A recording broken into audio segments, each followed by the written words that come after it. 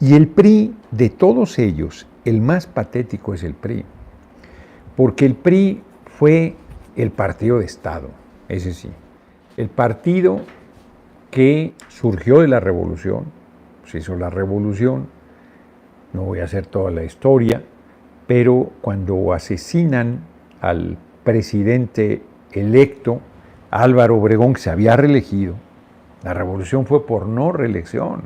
Porfirio Díaz hizo un golpe militar por la no reelección, una rebelión militar, y se quedó 35 años.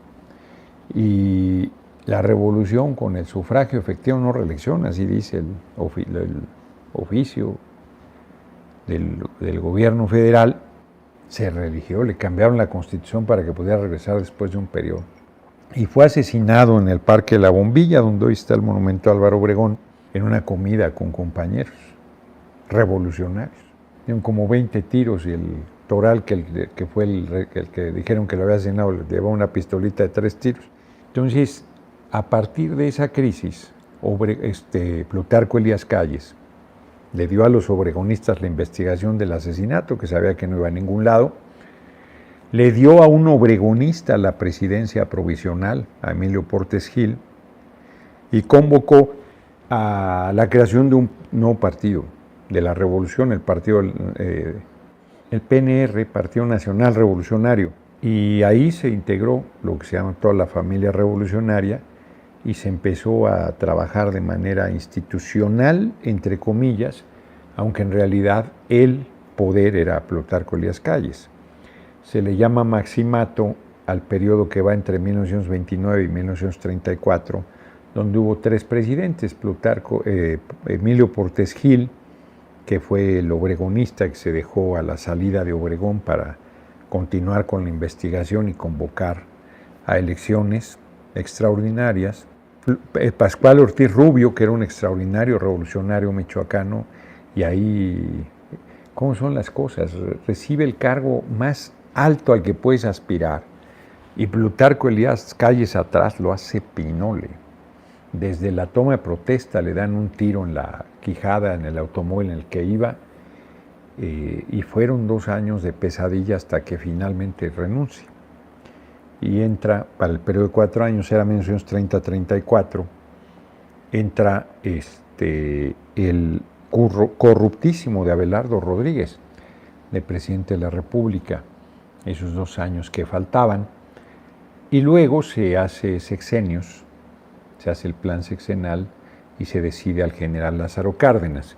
General Lázaro Cárdenas, muy difícil para él el tránsito, porque Plutarco Elías Calles quería seguir mandando y el general no lo tolera, hasta que se deshace primero de miembros del gabinete que eran callistas, luego de gobernadores, destituyó pero un chinguero de gobernadores, y finalmente expulsa a Plutarco Elías Calles y ya queda bajo el mandato. El general Cárdenas cambia el nombre por Partido de la Revolución Mexicana, y en 1946, o antes habrá sido, Miguel Alemán, presidente de la República, después de Ávila Camacho, le cambia, fue en 1946, que llega y que le cambia el nombre, hace otro cambio. Por eso el PAN es más antiguo y aparece primero en la boleta, aunque el PRI viene desde el Partido Nacional Revolucionario de 1929. En realidad se considera el último nombre de Partido Revolucionario Institucional, que es un nombre ridículo. No es una paradoja, es una contradicción monstruosa. O eres revolucionario o eres institucional. Y decía que era esquizofrénicos políticamente hablando, como son, decía que eran las dos cosas. Fue con Miguel Alemán. Los paneaguados. El PAN, como surgió en el gobierno del general Lázaro Cárdenas, es el primero que aparece en la boleta. Luego el PRI, que en 1946, y ya no cambió de nombre, se quedó con Alemán y todos los siguientes gobiernos, y era el partido, no perdía ni siquiera una elección de regidor, todos los ayuntamientos, todos los congresos, todo, pues un partido autoritario, vertical, el jefe era el presidente de la República, ellos mismos organizaban las elecciones, pues ellos hacían fraude, hacían lo que les daba la gana, usaban los recursos públicos de manera discrecional, y de ser un partido que no perdía nada o no reconocía sus derrotas, como ya hemos comentado, en el caso de San Luis Potosí no es el único, en 1960 con Salvador Nava. Creo que Zamora es el primer municipio que reconoce, no estoy cierto, a la izquierda el primero que le reconocen es Juchitán, en los 80s, 83 creo. Entonces fue una lentísima transición de décadas, lentísima. Primer gobierno del Estado que reconoció en 1989, Baja California, con Rufo. Lentísima, y tenían el control. Perdieron la mayoría en la Cámara de Diputados hasta 1997, una elección intermedia con Zedillo. Y ahí se fue modificando todavía con más velocidad.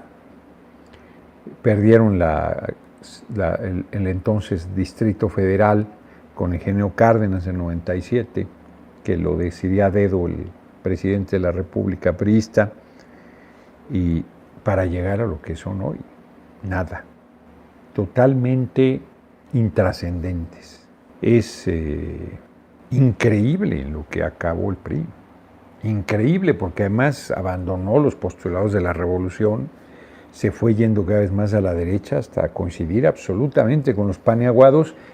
Imagínense cómo puedes reelegir, está bien que lo reelijan, pues va a acabar de desaparecer el PRI, pero cómo puedes reelegir a un dirigente que no solo perdió todas las gubernaturas que tenía, sino es el primer presidente del PRI que no presenta un candidato priista a la presidencia, no presentó una candidatura propia, apoyó a los paneaguados, a sus adversarios de toda la vida.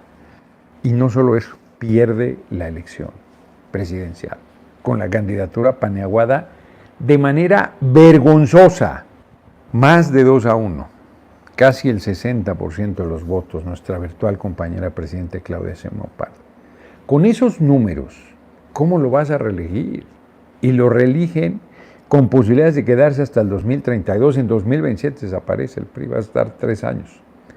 Alejandro Moreno.